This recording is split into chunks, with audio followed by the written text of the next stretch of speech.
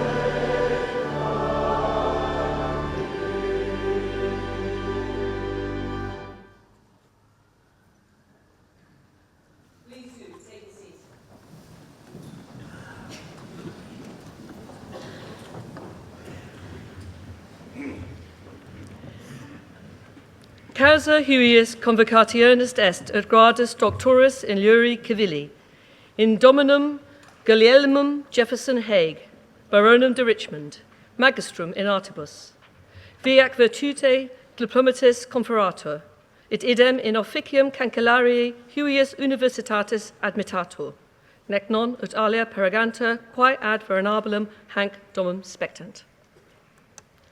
Ite bidelli.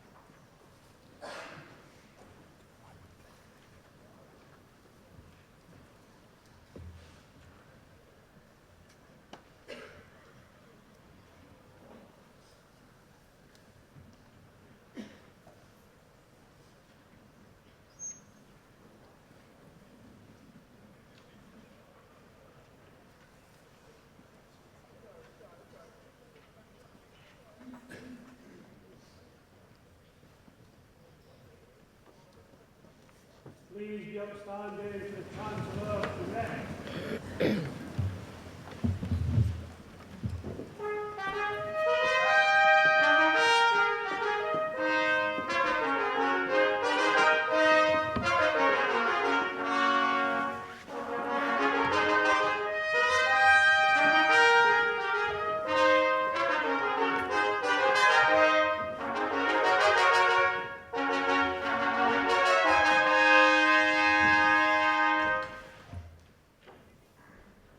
Please do take your seats again.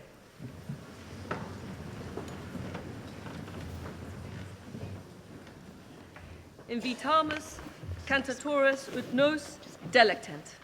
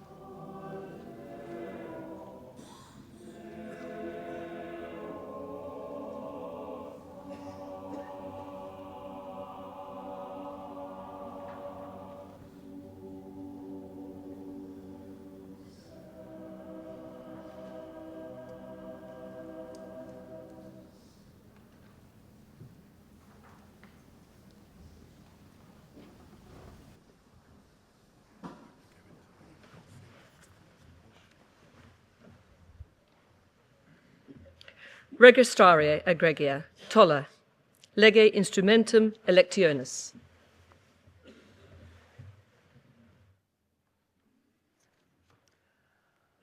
Irene Maria Carmel Tracy, Magister in Artibus, Doctor in Philosophia, Excellentissimi Ordinis Imperii Britannici Commendatrix Regii Societatis Sodalis, Collegii Mertonensis Olim Custos, Almae Universitatis Oxoniensis, Vice Cancellaria, inquam omnis et omnimoda, jurisdictio et potestas spectans ad ipsum cancellarium dictae universitatis. Cancellarii officio vacante, notoriae dinoscitur recidere et pertinere, caeterique omnes doctores, magistri regentes et non regentes, in magna convocatione solennita, congregati Honoratissimo Guglielmo Jefferson Hague, salutem, in domino sempiternam. Cum nuper officium cancellariatus Universitatis Oxoniensis vacare innoturit persecessum honoratissimi Domini Christophori Francisci paten. Notum facimus per has praesentes quod nuper prout statuta Universitatis postulant. Hoc die 11 mensis Februarii anni salutis bismillesimi vicesimi quinti convenimus et summa voluntate doctorum magistrorum regentium et non regentium te. Antedictum Guglielmum Jefferson Hague, Cancellarium huius Universitatis in debita juris forma procedentes eligimus et renuntiamus secundum cartas statuta et consuetudines dictae Universitatis. In quius rei testimonium commune Universitatis sigillum his praesentibus apponi fecimus hoc die 11 mensis Februarii anno regni Domini nostri Caroli Dei gratia Britanniarum regnorumque suorum caeterorum regis. Consortionis populorum principis fidei defensoris tertio. Annoque Domini bismillesimo vicesimo quinto.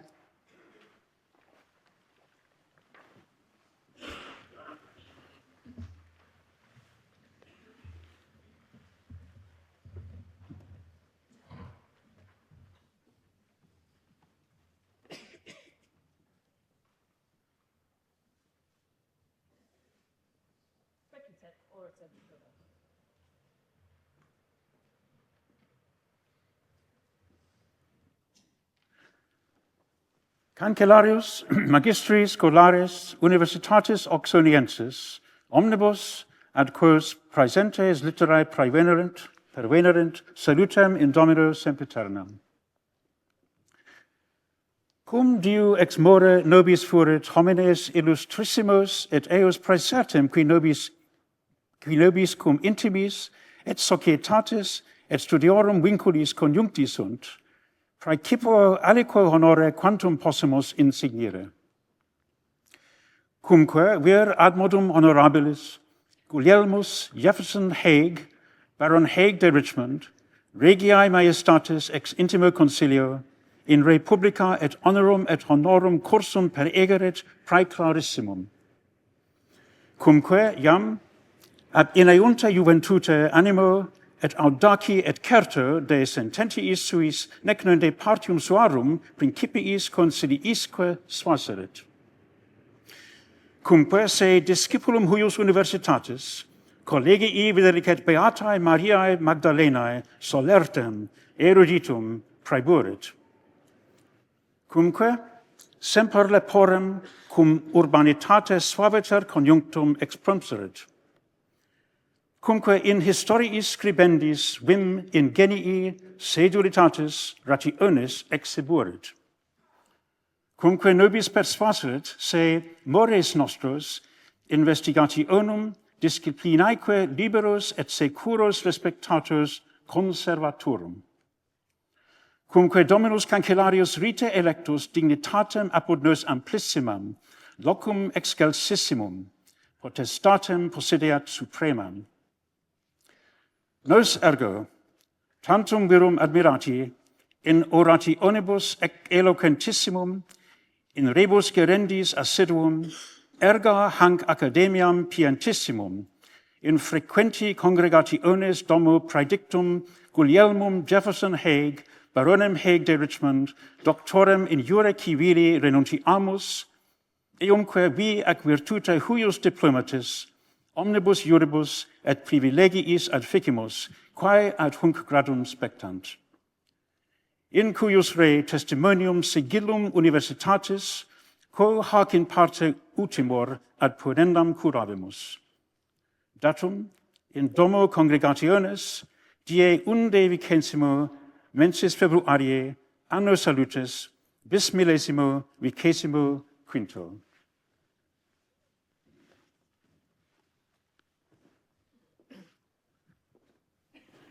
Cancellariae, excellentissime, qui post egregium vitae publicae cursum apud nos summum magistratum, summum actuaritatem, summum honoris amplitudinem, adeptus es.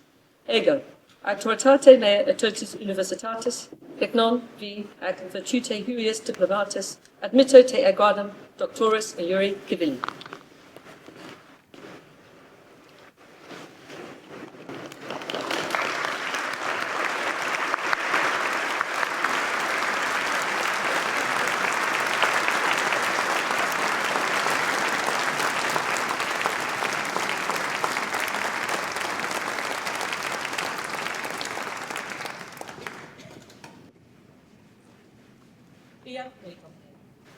Proudly, tibi cancellaria insignia, liberum statutorum, et clavis universitatis.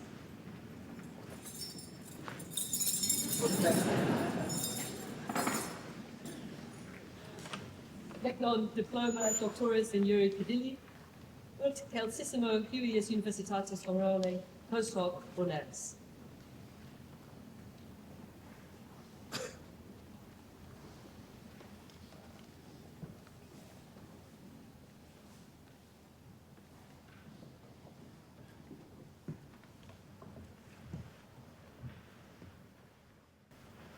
Adfer, egregiae procurator senior, sigillum universitatis.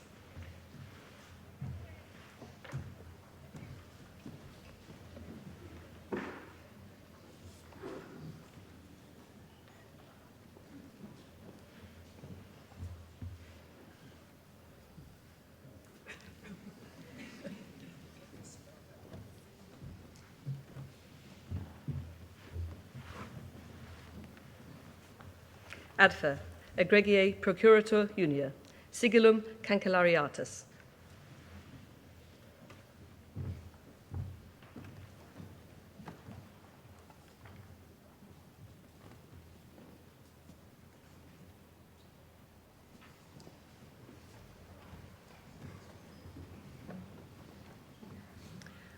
Vos, bedelli, faces et baculos demittete ac deponete.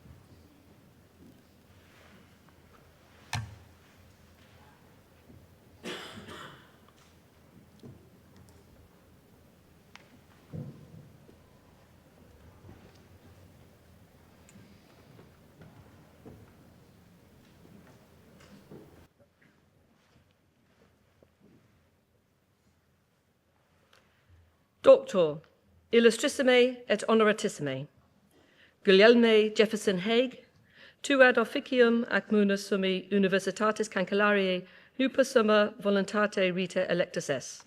Ego, igitur actuaritate mihi et ab universitate commissa, et a viro praeclaro cuius hodie in locum ac laudes successoris es, Christophoro, Dico, Barono de Barnes, te ad officium tuum admittetere sum parata.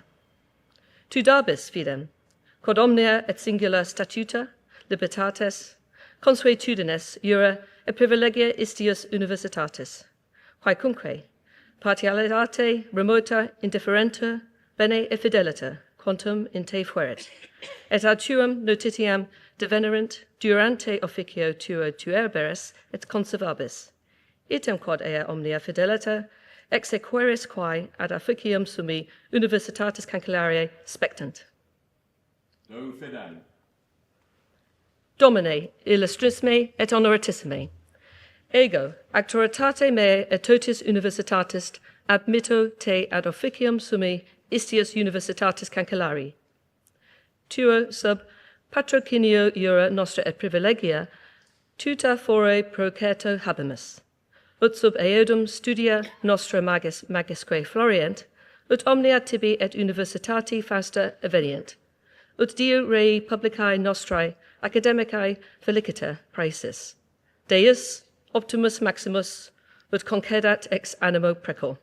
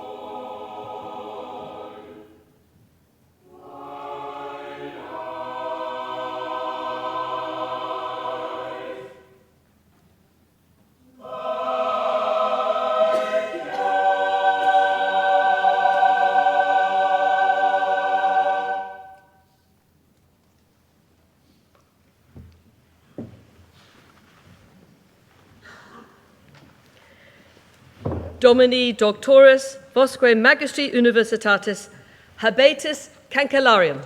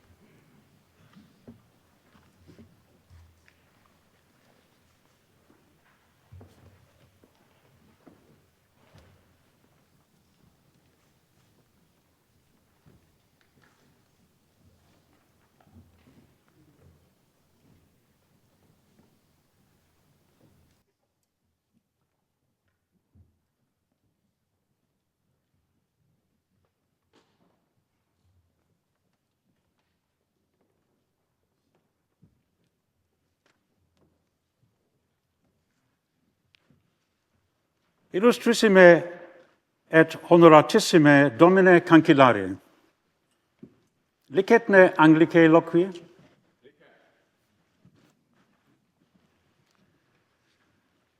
On the occasion of your predecessor's admission in this house nearly 22 years ago, my own predecessor of that time spoke movingly both on the passing of time and on the vital continuities that we treasure.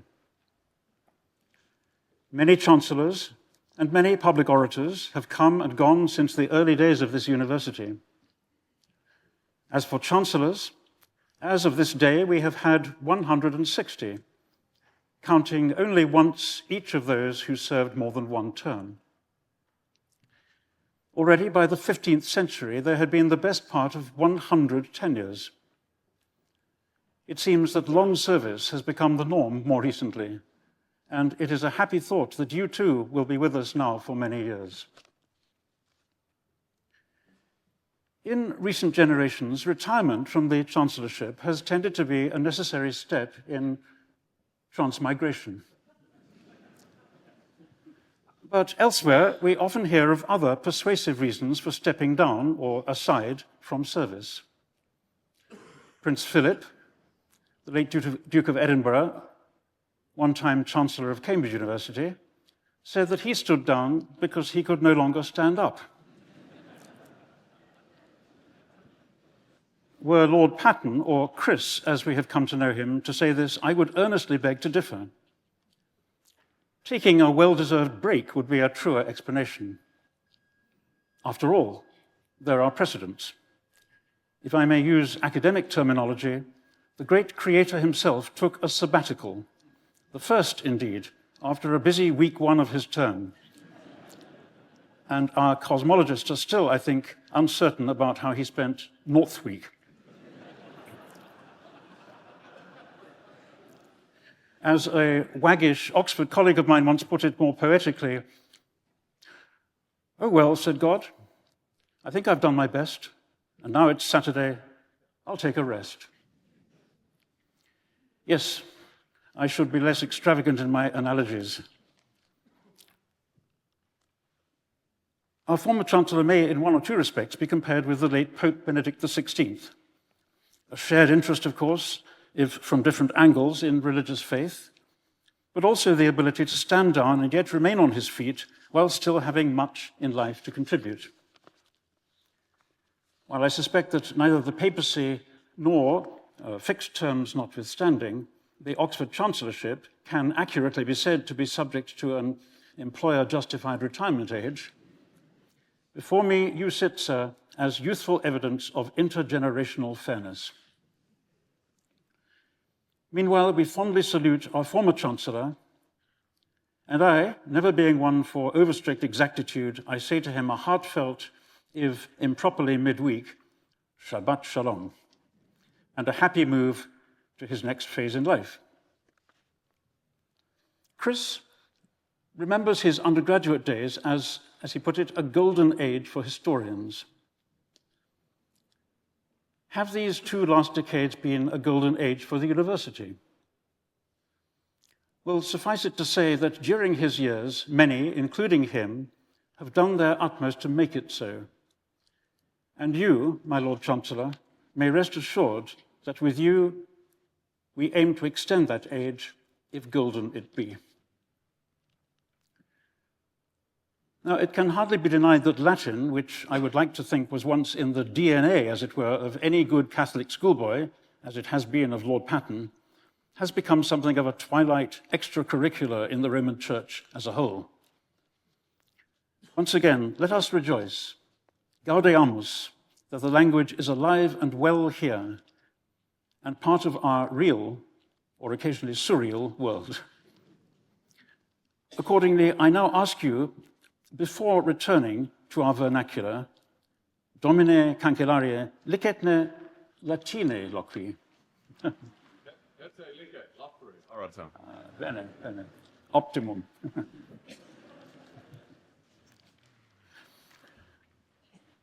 Doctor illustrissime, te salutantes prospicimus Diu laeteque apud nos iam tuus, velut patrem familias commuraturum. Teque una cum coniuge tua corrigente, ego recte haec verba enuntiare velem. Rudum un ech croesavi, I hun ech tele estinedic.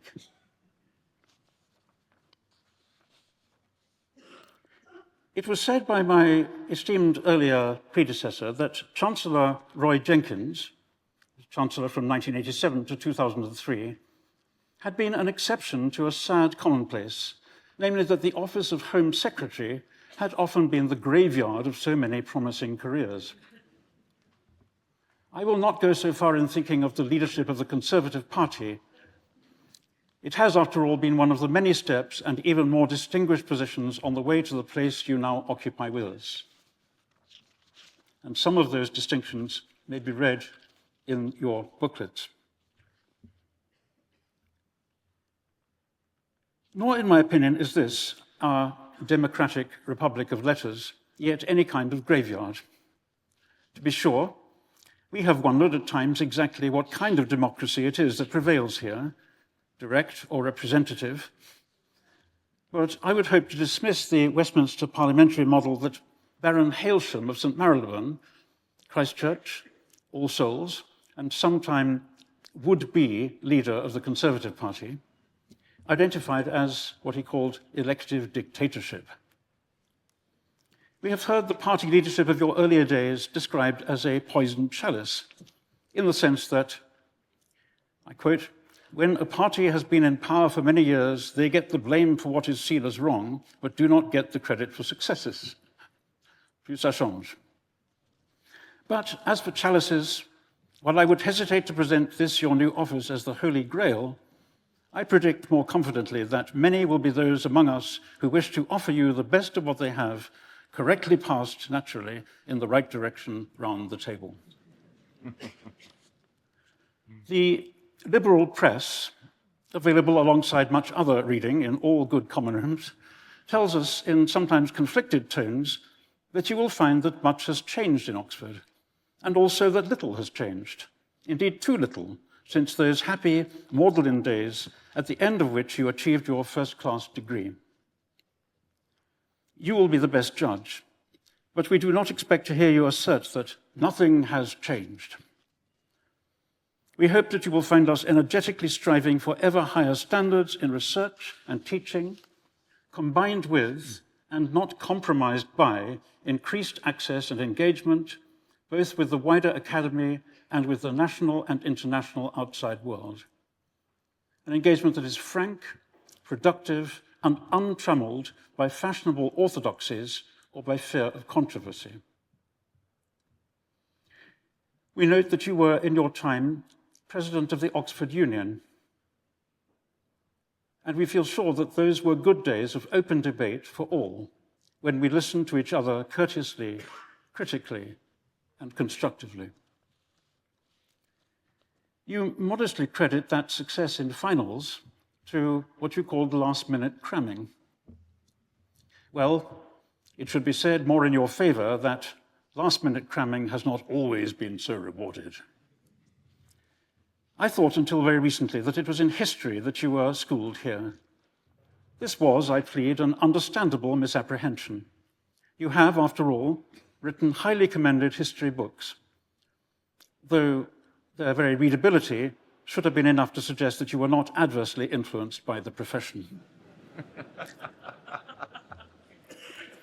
No, it was in PPE, that now time-honored training arena for public office, that you cut your teeth, if so I may put it, for the cut and thrust of government and the boxing ring of parliamentary business. Your youthful spirit and your expertise remain unimpaired, and these are now our gift. I have on my bedside table, fully read and at hand to be reread, a collection of bon mots and obiter dicta entitled The Wit and Humour of William Hague. Your many years with us may, we trust, lead to a welcome expanded edition. If we might still measure in gold these years to come, this age in which great powers reach for the firmament, harrow the heavens, and set aflutter the heart of Mars himself as he prepares to welcome stars and stripes. We set our own hopes high, hopes that we have confidently formed for your tenure of the office of Chancellor. I can do no better than echo the resounding traditional words of my predecessors for your predecessors. We wish you all that is good, fortunate, and auspicious. In spem magnam adducimur, quam tuo cancellariatus officio respector fidenti animo concepimus.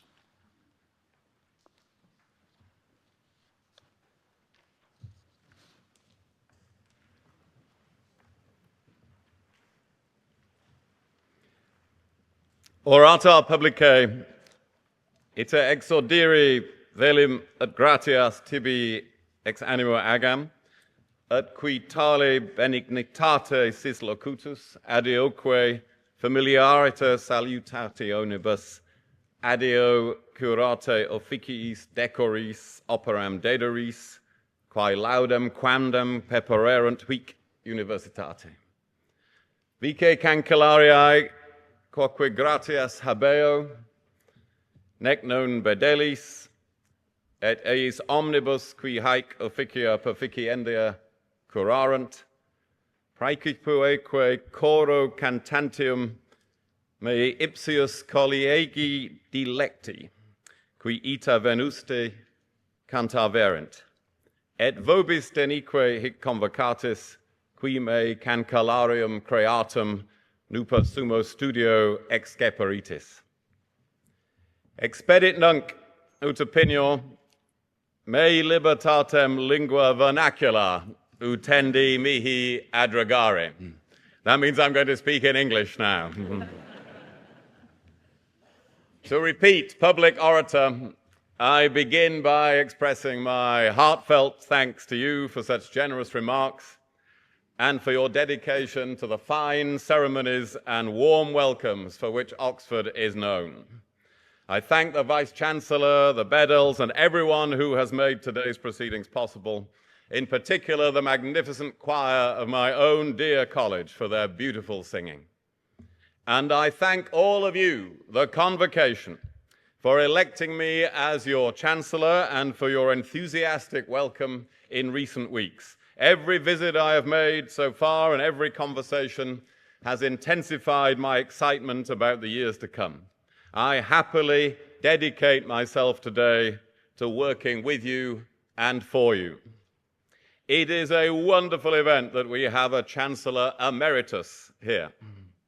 The last Chancellor to relinquish the role in their lifetime, the second Duke of Ormond in 1715, fled the country immediately.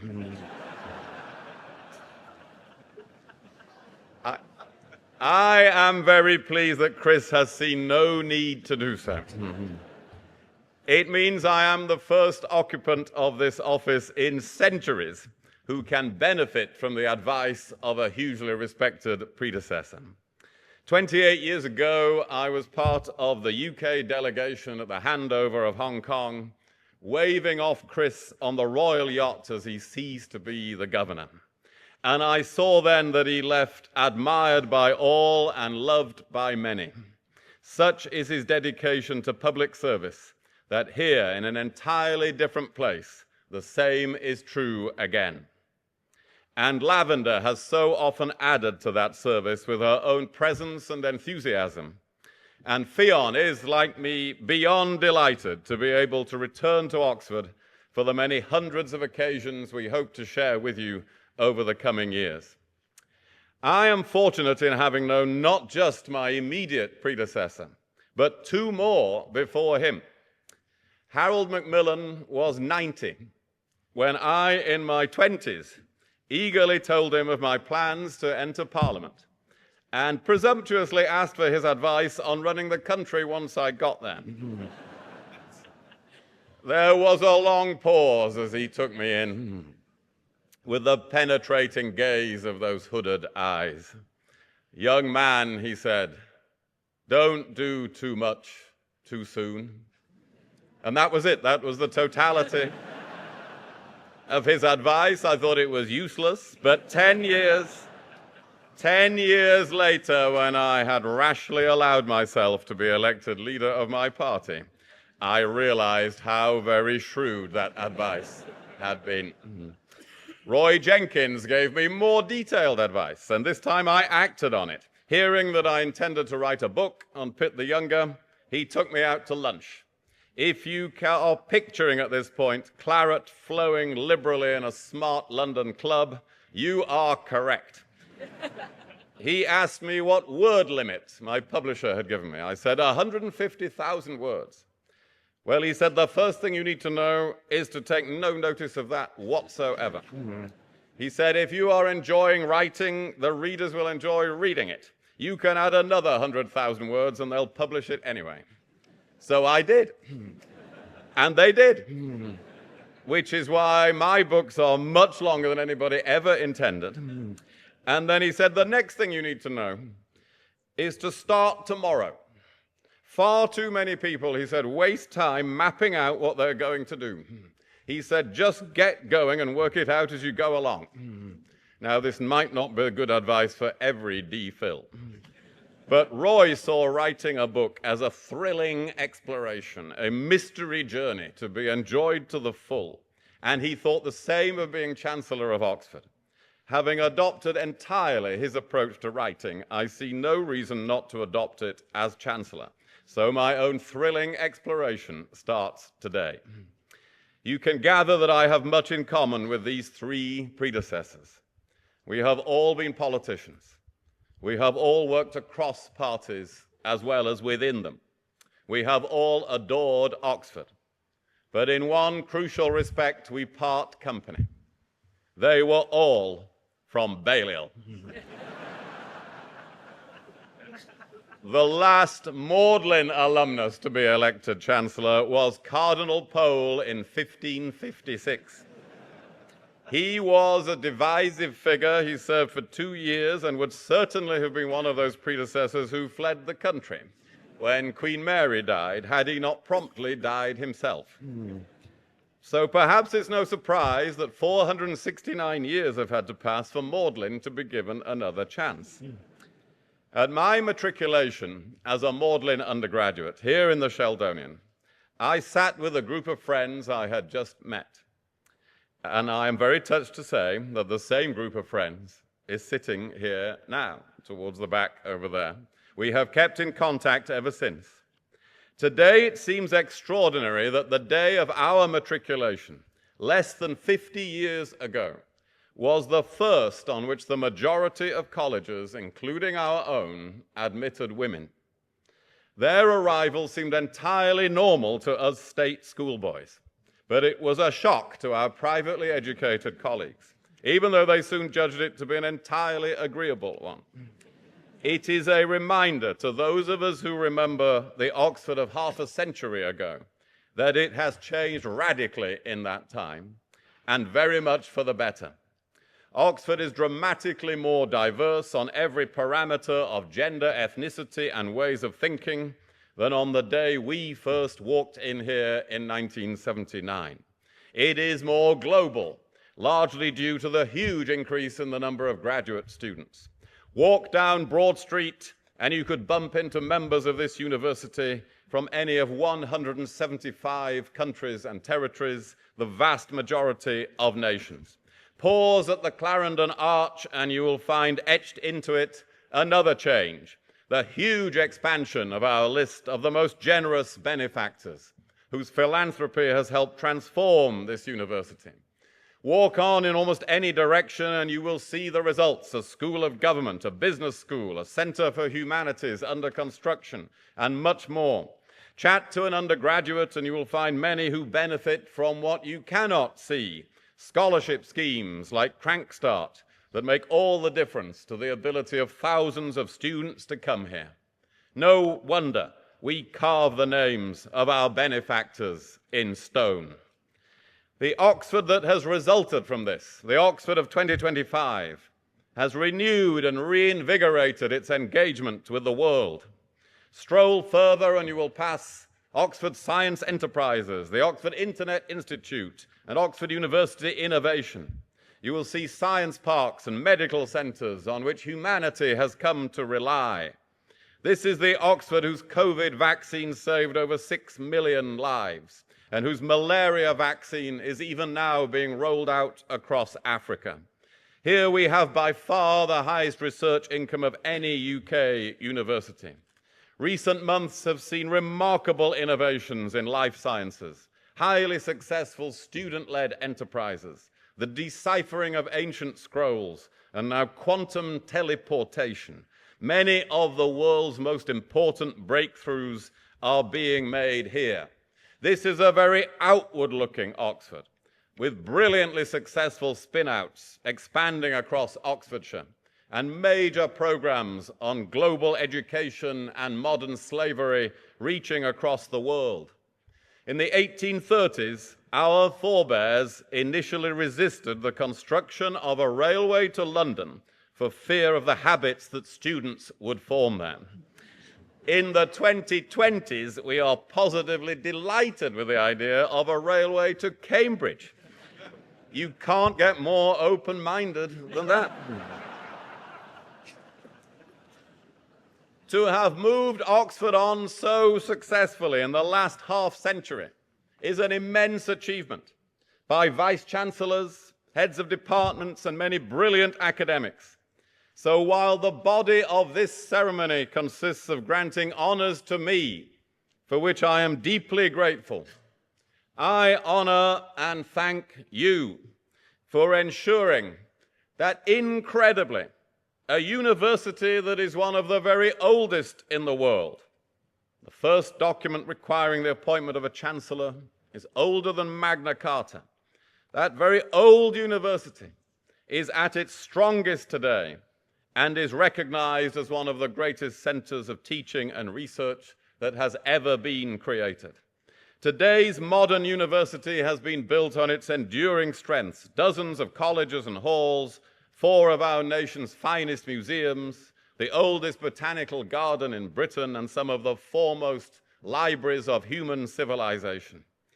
The reason we speak Latin today, even though we all understand English, and hand over keys, even though we no longer know which doors they open, along with a magnificent seal, even though we could perfectly well send an email. The reason we do these things is that we recognize we are the beneficiaries of the labors of centuries, and we are acknowledging that our labors must be equal to passing on to future generations this priceless inheritance. Our challenge in doing so will be that history is accelerating. Lawrence Brockles, in his masterly history of the university, identified 4 major epochs, some of them lasting for centuries. But I suspect the next 4 epochs might pass in 80 years rather than 800. We are entering an age of economic, social, and political upheaval, requiring of our great institutions and all of us individually both deep resilience and constant reinvention. Sir Tony Blair and I have written, and you can find the fact that he and I agree on so much these days either reassuring or alarming, as you wish. We have written that the arrival of artificial intelligence, along with engineering biology and the accompanying pace of technological change, is the greatest ever challenge for the modern state. It will also be the greatest ever challenge for the modern university. We cannot know all the implications.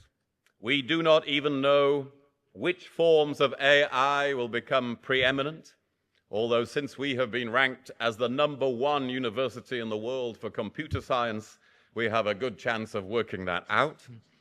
But I offer 4 thoughts as to what this acceleration of change might mean for Oxford. First, it is in the public interest and in the critical national interest of the United Kingdom that we remain at the very forefront of the science and the applications of this change. What happens here is more fundamental to British prosperity than it has ever been. That means we must always maintain the highest and most rigorous standards of excellence, welcoming the most brilliant minds, irrespective of background. But it also means governments of any party should invest in our success. The growth that they are all looking for can be found here, right under their noses. It does seem they've noticed the recent announcements by the Chancellor of the Exchequer of support for the arc of innovation between Oxford and Cambridge and for an Oxford Growth Commission are very welcome indeed. I will regard it as part of my job to heap praise on ministers who make these things happen and to be an unsparing critic of any who don't. Second, the pace of change in sciences and medicine will mean we need humanities and social sciences more than ever. New technologies are changing politics and transforming the way culture is developed and communicated. They need ethics, philosophy, language, and history to guide them. Universities like ours, cherishing the full range of academic disciplines, will have a vital role in showing how sciences and humanities can inform and strengthen each other. Third, in an age in which ideas will change so rapidly, freedom of speech and of academic work and research will be of paramount importance. We cannot prepare for the turbulent decades to come by shielding ourselves from inconvenient arguments, wrapping ourselves in comfort blankets of cancellation, or suppressing minority views because they conflict with the beguiling certainty of a majority. I strongly welcome the decision by ministers to revive most of the provisions of the Higher Education Freedom of Speech Act. Oxford is a home of free speech within the law, coupled with the understanding that such rights involve a duty to listen to and include others, to have an open mind, and to regard diversity of thought as a strength. A university is not an island. The controversies and conflicts of the world reverberate here. We are only yards from where martyrs were burnt in the Reformation. We are in the same room as the tragic matriculation year of 1913, 30% of whom soon lay dead on battlefields. We must hope these agonies of previous centuries never become the story of our own. Our university is a place where we can disagree vigorously while sheltering each other from the abuse and hatred that are so often a substitute for rational opinion. Here we can debate the big global issues while understanding that those can never be an excuse for anti-Semitism or any other kind of religious or ethnic hatred, the great evils of history.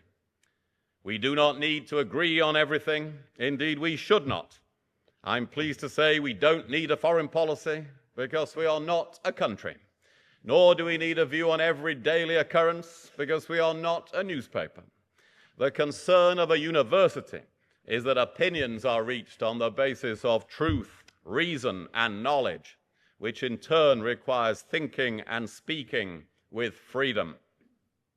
Fourth, we will be in the front line of fighting the darker side of the new technological age, that a world of unlimited digital connection contributes to anxiety and loneliness, especially among young people.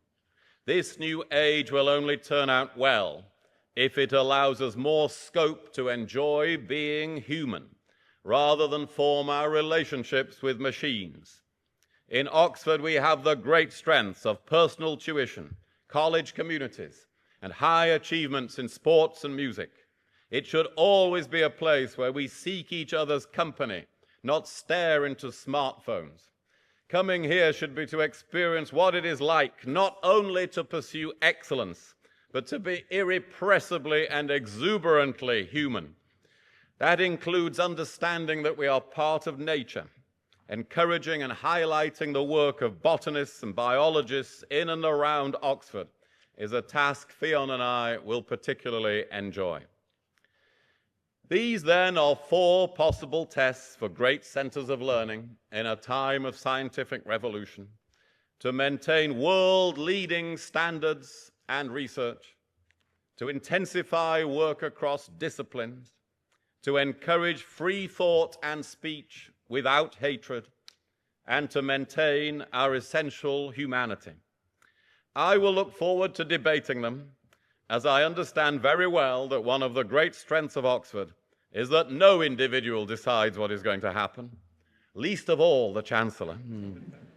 The vast variety and heterogeneity of this place is its decisive advantage.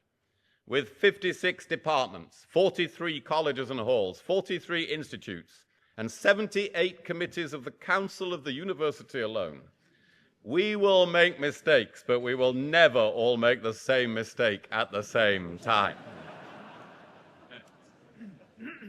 The demands of this age of change will require funds and larger endowments. I will do everything I can to support the efforts to raise them.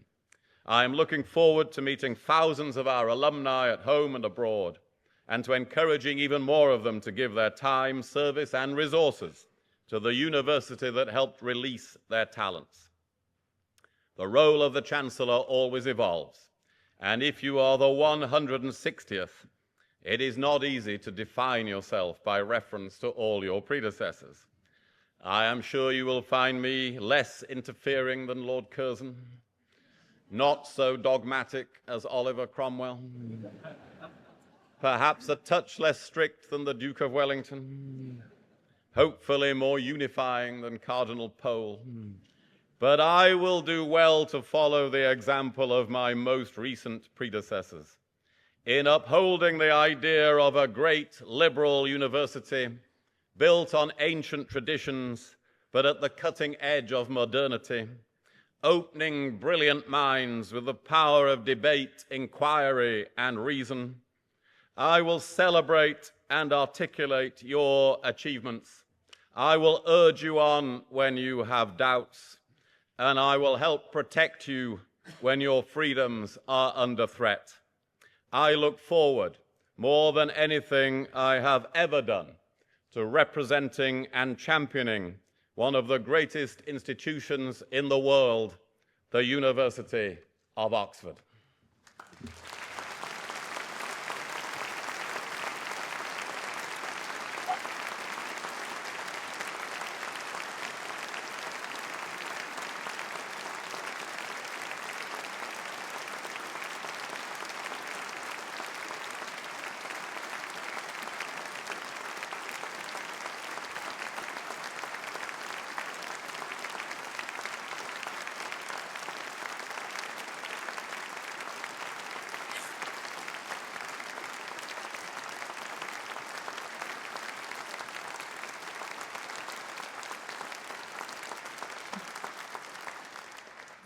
Cantatones iterum nos delectent.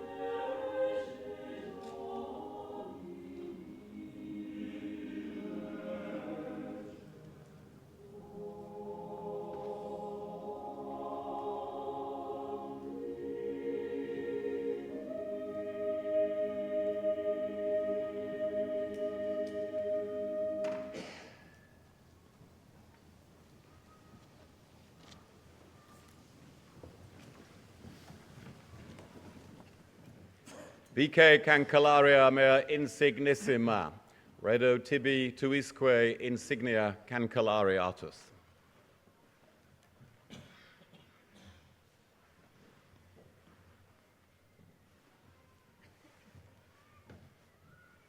Dissolvimus hanc convocationem.